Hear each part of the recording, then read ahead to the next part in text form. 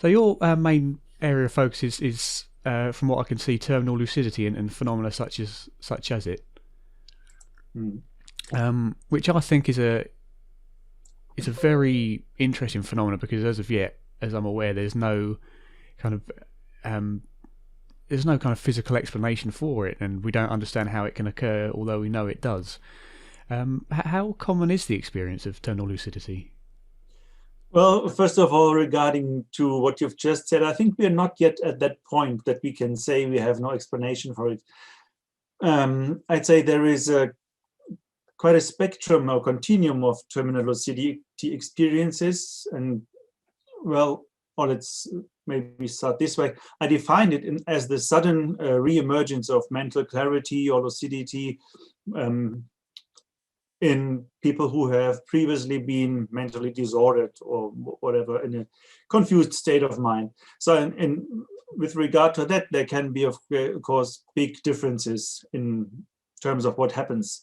So the really crucial and really important and interesting cases, they refer to people who have lived, let's say, with destroyed brains, like in terminal stages of Alzheimer's disease, terminal stages of brain tumors and these types. But this is only one end of the spectrum, if you like. And also here, we really don't know what happens. So even though there is, of course, the possibility or there are indications that there's something really strange going on that should not happen if we really only apply brain chemical models, I think it's not yet time to say there's evidence for independent life of the soul from the brain derived from terminal lucidity. Certainly, as you say, that there is a vast spectrum of these experiences. The ones that say that interest me are, as you say, those that seem to take place with long-term degenerative brain issues. Right. And I haven't really gone very far into literature, which is why I reached out to you. So how common do we find in these cases? How many do we find in the literature? Well, not many, but the reports are increasing. So if you look at the literature, and this is actually what I did, so there are only very few studies that really looked at the prevalence of these terminal lucidity incidences. But depending on how people defined it, or maybe also even depending on what type of patients they looked at, is it cancer people, is it people with mental disorders? I think that the numbers varied between, let's say, 1 and 10% of the population with confused states of mind. So of course this varies a lot, and there's not much data available. And this is also one reason why I thought, well, we need to look at that more closely. We need to get more data. We need to document new cases as good as we can, and also to understand potential underpinnings, also in neurological terms. This prompted now the National Institutes on Aging in the US to conduct large-scale studies into terminal lucidity, or they prefer to call it paradoxical Yeah. lucidity, because they're not yet really wanting to focus too much on the end-of-life issue. So I think it's really a brand new emerging field of study. So any numbers that we can tell you now or have, they're very preliminary, but I think it's on one hand, it's rare. It doesn't happen too often, but often enough and regularly enough to really study it. So that's the Yes. good thing about it. Great. How many studies up until now have been published roughly on this subject? Whew. Well, most of it is only literature studies, and this, some papers of myself. But I think that really studies that have looked at this phenomenon in hospitals, that's only, it's less than 5, I would say, Right. maybe even 3. So Something certainly like an that. area that needs a bit more attention in the future. Yes. And also, well, sometimes terminal lucidity was studied along with other end-of-life experiences, for example, by the research team of Peter Fenwick.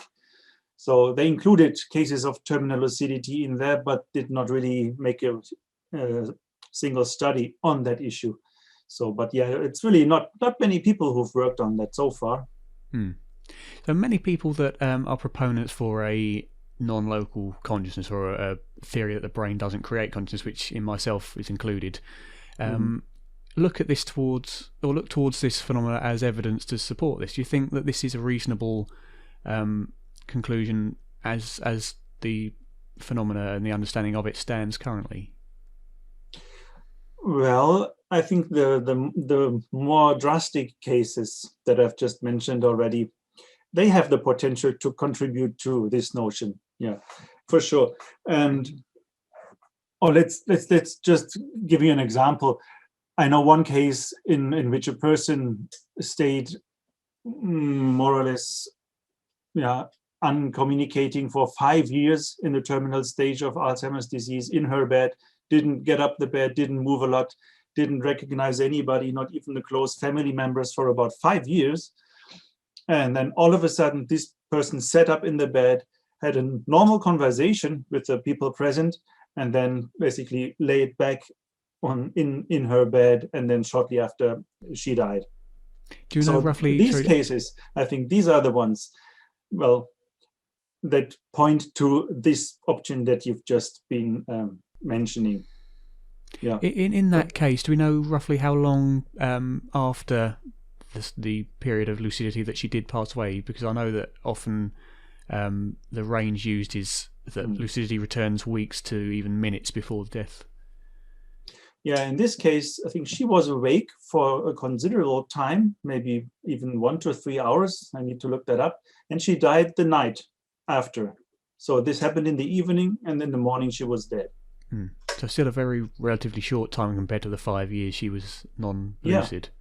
Yeah, of course. And this is what makes cases like these intriguing. And as I said, there's a whole spectrum of cases. So, and I think terminal lucidity is important for mainly 2 reasons. The first reason is, in the more or less normal cases, we might find some neurological underpinnings of that, and might find new possibilities to develop therapies.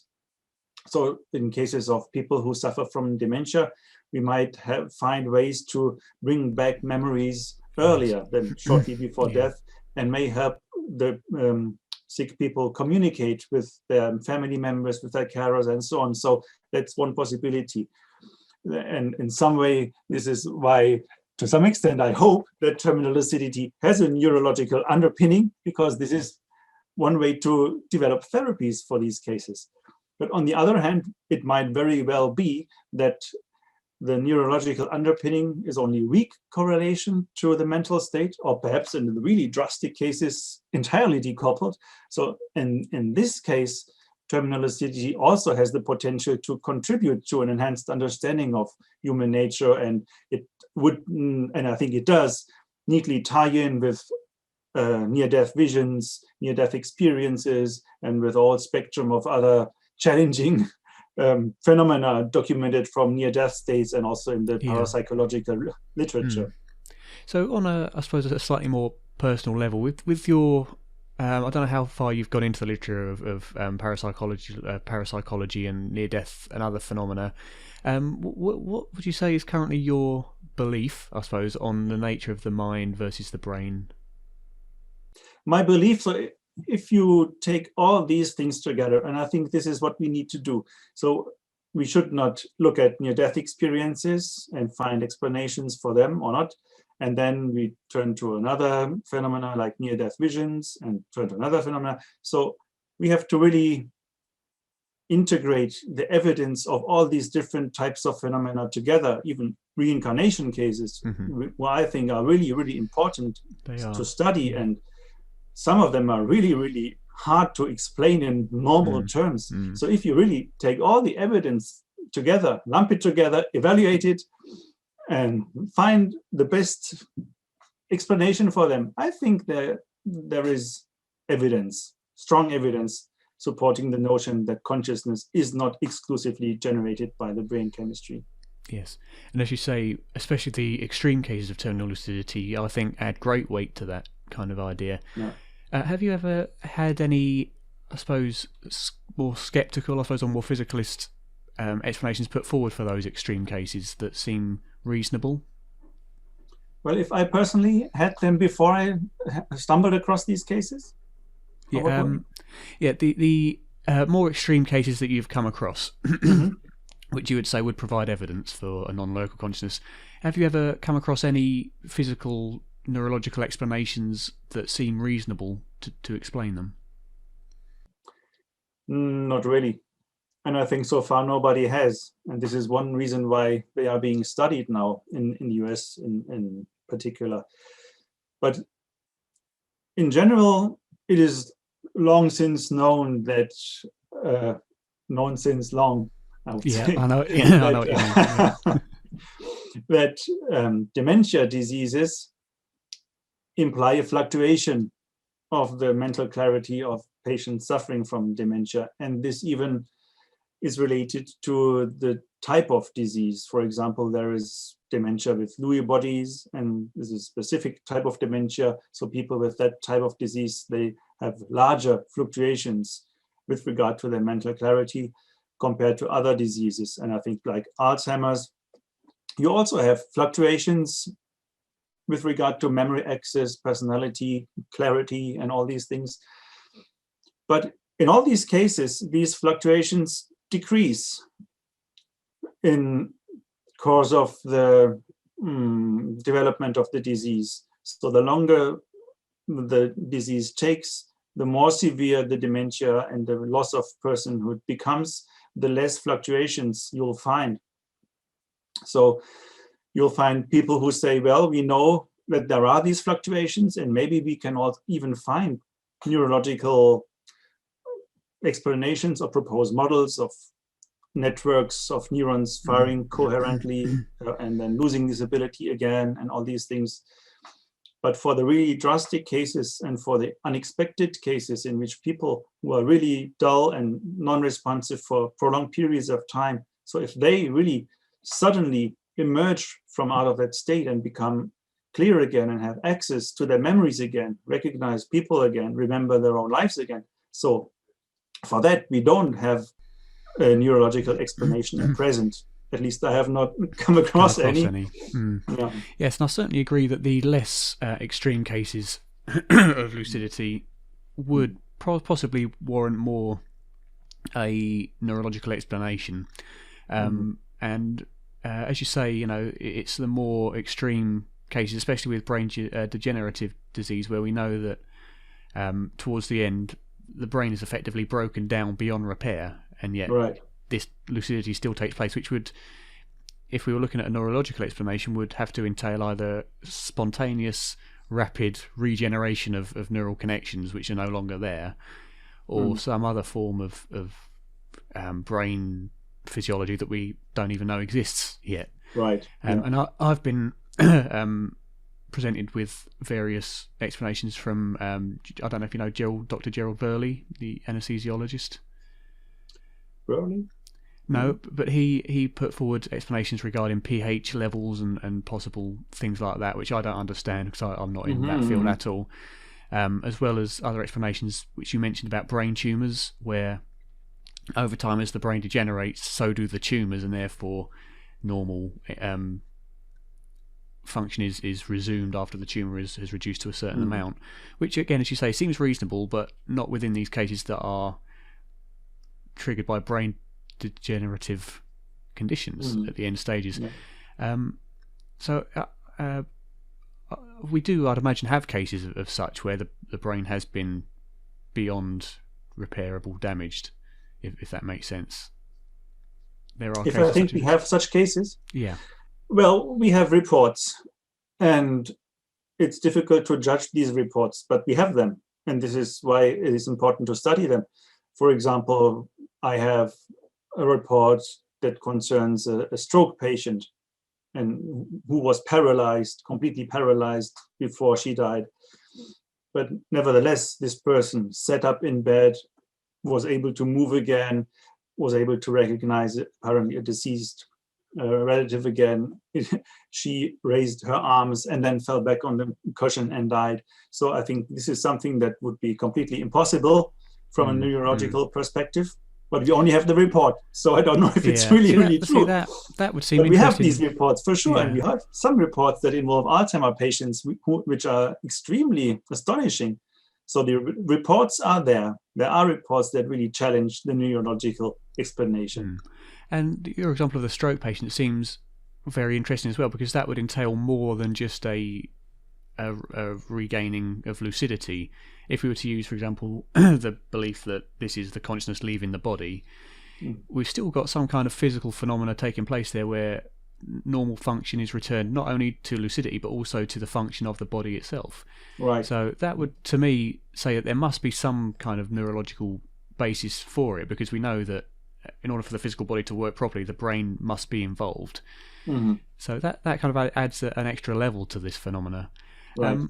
What would you say to the skeptics or the debunkers, or the naysayers, who would say that even if we do have these cases, there are only one or two cases of extreme situations, and that effectively they provide no evidence at all to suggest a non-physical mind?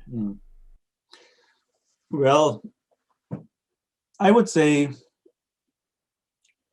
it's never good to approach a new topic with that mindset, because we have these reports, and I think it's the duty of scientists, of physicians, to study them, if only for the reason to develop therapies. And if we stumble across these more drastic cases along the road, we need to really take them into account and study them again with the appropriate frame that is applicable for these cases.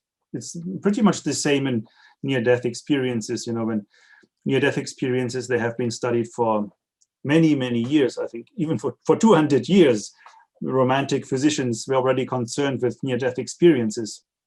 And then some other people from basically the spiritualist or the psychical researcher setting, parapsychologists, studied them.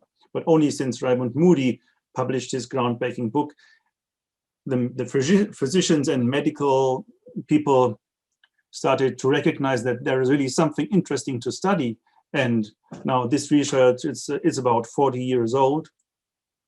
And we came across many fascinating cases and many challenging cases.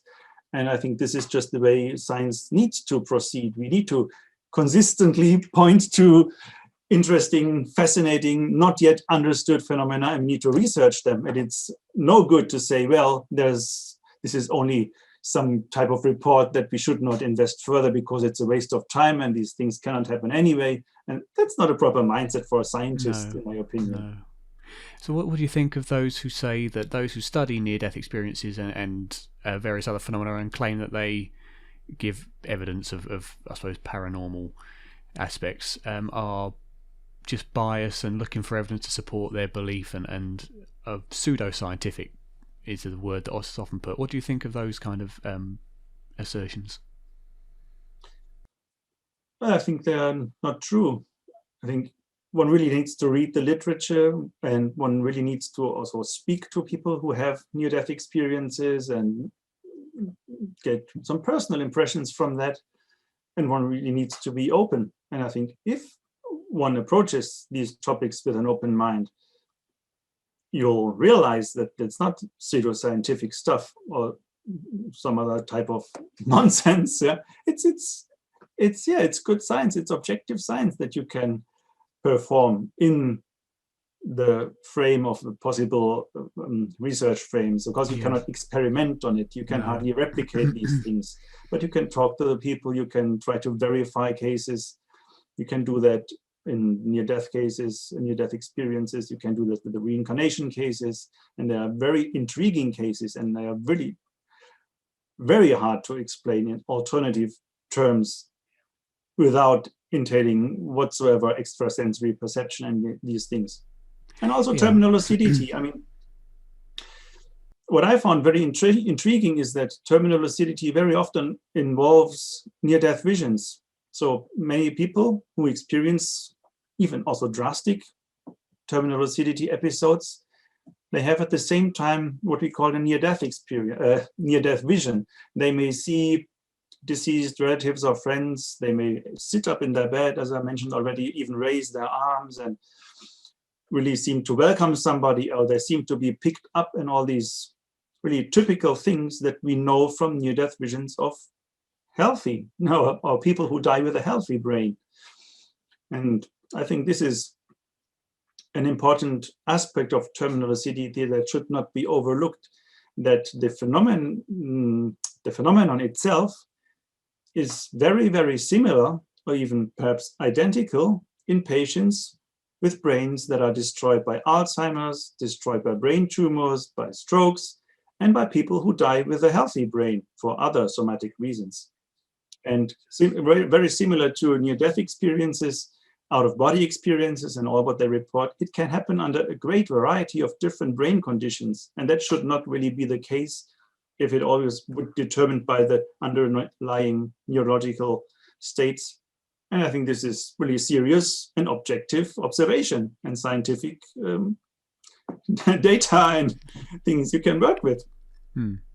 And I suppose in a way you've already answered, but I'll ask regardless, because it's a common one that comes up. What of those who say all these phenomena are only able to provide us with anecdotal information and therefore unscientific claims?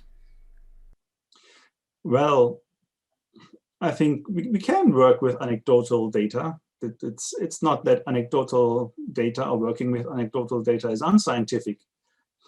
And there's also parapsychological research, psychical research since 200 decades has shown it is possible to try to verify anecdotal reports.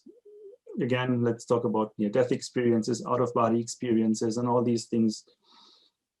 Reincarnation cases, you can work with it. You can go there, talk to people, test it, see if that's true or not, and you can collect data. And it's no good to say just because it's not replicable, it's no science. That's not the case. Many scientific disciplines work with anecdotal reports, so why can't we? It's not a convincing argument. No, I mean, I always argue, even if the majority of cases are anecdotal, that as soon as you have things such as veridical perception and third-party verified perception, it takes it well beyond the range of anecdotal only, and you begin to have some kind of objectivity in there that you can verify. Right. But then you're subject to criticisms such as selective memory. You remember the ones that work and you forget all the millions that don't, and coincidence and things like that. Which to me, the fact that you remember the hits and forget the misses, although that does take place, it only takes one case, one hit to really show that there's something going on. The white, or was it black swan analogy? You can say every swan's white until you see one that's black, and then it's all forgotten, or it's all challenged.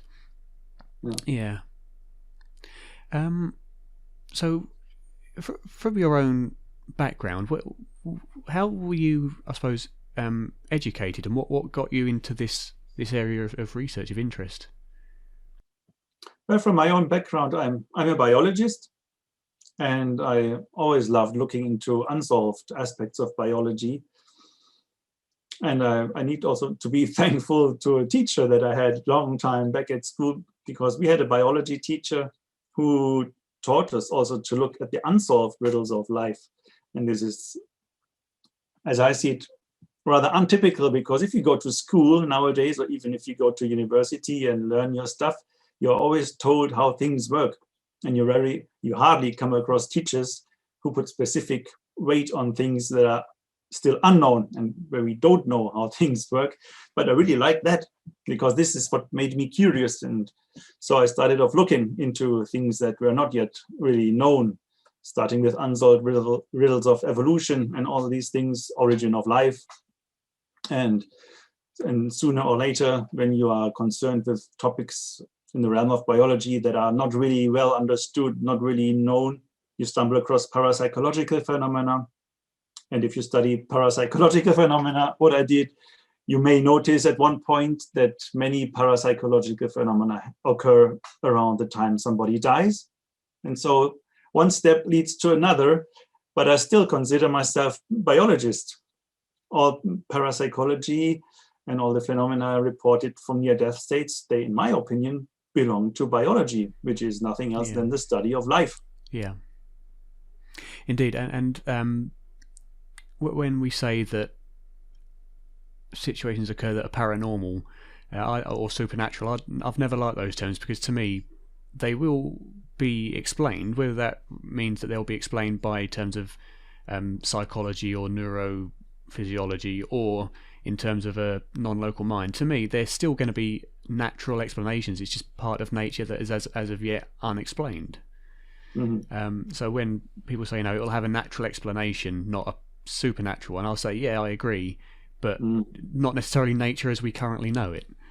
Yeah. And I think that distinction is quite a pseudo distinction. Yeah.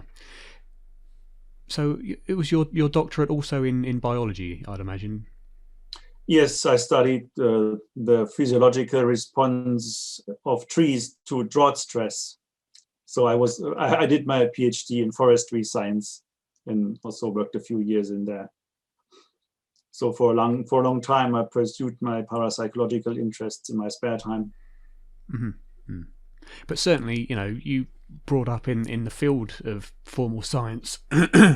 You was, I'd imagine, certainly trained with the knowledge that is necessary to really combat these folks who will say it's only non-educated or gullible people who study this kind of thing.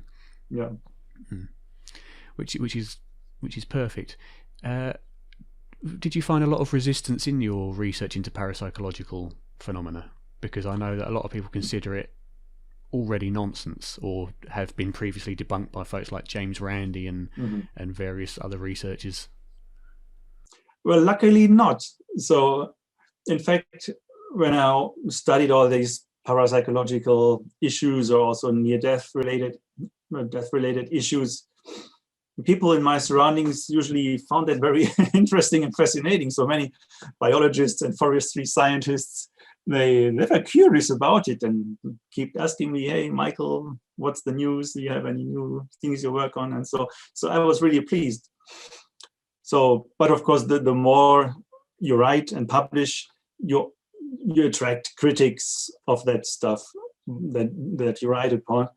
So yeah, but the criticism I received so far was rather moderate. It was written in publications, but it was actually not much. And to some extent, I expected more resistance.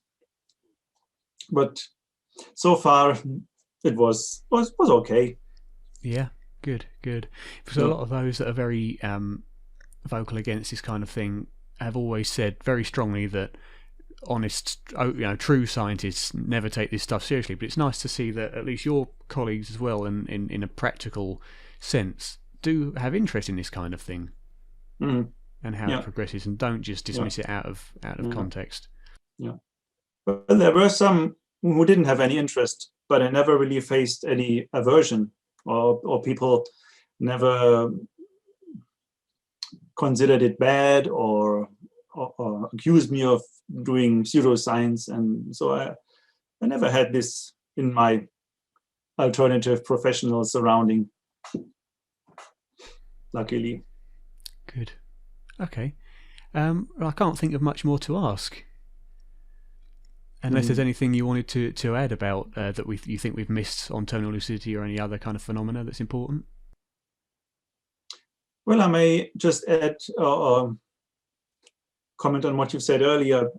You mentioned that it's not very apt to talk about the supernatural, and I would really like to stress that again. So I think that any phenomena that we can observe, be it parapsychological, be it some other extraordinary experience or phenomena in near-death states whatsoever, this all belongs to nature. And so I really try to avoid words like supernatural, and all these things as much as possible, because there is nothing supernatural. Anything we can experience is always some kind of natural thing. It may occur not very often, it may not occur very predictable, it may not be repeatable, but it's still natural. And so no matter what kind of explanation we find for all these phenomena, I perfectly agree with you that it's always something natural. There's not something unnatural about these things. And I also really agree with you that there are many things, and specifically things related to living, that we may not be able to fully understand, because I think there is an aspect to life and to knowledge, to perception, that transcends what we can, as a human being, do or understand or explain with our logically trained mind. So even if we do not really know how this and this exactly works, I think it's still natural, and maybe we just have to accept that there is a layer of reality from which these phenomena arise, and which we'll never be able to predictably or really 100% fully be able to explain by logical monocausal thinking. In my opinion, we need new ways of thinking, new modes of causality, new modes of causation to understand life and biological phenomena. It needs to go one step further with our understanding of all these things, and we need to expand our frame for explanations and one step further away from merely logical monocausal causal efficiency related approaches. Yes, and I think, as you say, that the problem is with many who bring forward logic and critical thinking skills to the mix, and often accuse those of us who believe in something else as not having those skills, is that, you know, that logic and critical thinking can only go as far as logic as we know it now, with the information we already have, which may or may not be complete anyway. So you know, you should implement that, but we should also be open to things that go outside of current logic and current critical thought, so that we can then bring that into the ontology, I suppose. So I suppose one last question then to wrap things up is focused on my main area of research, which is life after death, as you could probably guess. What do you think the implications of these extreme cases of terminal lucidity? Because, as you say, the less extreme ones I don't have much interest in, because they can always be explained more physiologically. The extreme terminal lucidity cases and the other parapsychological phenomena, what do you think that they imply about the nature of life after physical death of the body? That's, of course, a difficult question, and I would be glad if I could give you a definitive answer to it. But if we look at the evidence that we have from near-death experiences, from reincarnation cases, from mediumistic communications, and all these things, classical topics of survival research, what I think we can conclude, that's very different. And it may be shaped by cultural, by personal, conscious, subconscious belief systems. So I really don't know what to expect. I think there's very, very good evidence that consciousness is not exclusively produced by brain chemistry, and that some aspects of it may survive bodily death. But what happens then, especially after, let's say, permanent bodily death? You know, for example, near-death experiences, people always come back, and so what they experience, if that's something really related to an afterlife, is maybe only the very, very first step. Indeed. But what comes then? It's know. very difficult to say. And if you look into the people or the children who, from the reincarnation cases, what they tell about this intermission period, it's really very different. Some say they just hang around their old place until they saw their future parents. Some went up to heaven. and saw religious figures. Some saw other old friends and associated with others who incarnated together. So we find really a very, very large spectrum of different descriptions of what happens then. And so all I can say, it will be very complex if it's like that. It will be very different maybe for different individuals, but I think it's very difficult to say something definitive about that. Yes, and I like the way that Dr. Jan Holden puts, especially because she's in near-death experience research, the way she puts things, that we can tell, or we can reasonably conclude that from the evidence that the mind doesn't cease to exist immediately after death. What that means, and whether that's eternal, as many of the religions and spiritual cultures say, we can't by definition have evidence for that, because every piece of evidence we've gathered are from people who have survived, because they've survived and been able to tell us. So we have to imply from, as you say, the other phenomena like reincarnation, after death communication and things like that, we have to then kind of create a narrative based on that kind of experience. And many would say that because, as you say, the reports from reincarnation, intermission between live states are so different between cases, many would say, well, then clearly this is all just an illusion or a mind created thing. Whereas I'd say you can't really conclude that. What you can conclude is that in some way the mind is influential over the experience, whether it's creating it or whether it's just influencing a more objective experience, as is evidenced by the near-death experience of various cultures and religions also. Yeah. So I think it's a jump to say that therefore it's all in your head. Exactly. I don't think so. It's maybe not really objective, but maybe it's somehow intersubjective still. And maybe, I wouldn't exclude the possibility that what we think and what we do here also as a collective group of or culturally related individuals may shape what we experience and what individuals from a different culture will experience then. Yes. So you may know that some people have lucid dreams. I know of some instances of people who dream together, who share the same lucid dream. And allegedly you can even train that in some mystical traditions. So I would not be surprised if that's something similar going on there, that people share the same dream and create the shared background, very similar to what happens in a shared lucid dream. That's interesting. I've never heard of that phenomena before, because that shouldn't happen. With our current So could you go in a little bit more detail about that, because that's new for me and that's very interesting. Well, there's not so much I can tell you more, but you know about lucid dreaming. It's the dreams that people become aware that they are dreaming. So they're dreaming in full consciousness in ideal cases. And then it sometimes does apparently happen that people share the same dream, and you cannot even share the same dream while both dreamers or even more dreamers are in a lucid dream stage. So they kind of share a virtual intersubjective reality, which is not objective, but it's intersubjective. Yeah. And in these cases, they seem to enter or share the same dream background. And maybe wake up this is something that also happens in near death or after states. I don't know. I think it's a possibility that would explain why these memories of the afterlife are so different and individually and culturally tinted. Yes. So after they've had the shared dream, they wake up and describe exactly the same details. Right. Yeah. See, that's interesting, because by our current understanding, that really shouldn't happen, and that would be suggestive that there is a vital part of, I suppose, of mind that is connected in some way at a much deeper level. Exactly. Other than just individual brains creating individual subjective experience. Yes.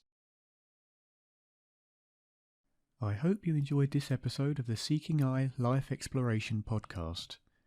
If you did and would like to continue following my research, please consider subscribing to my YouTube channel and following the podcast on Podbean, iTunes, Spotify, and other podcast providers.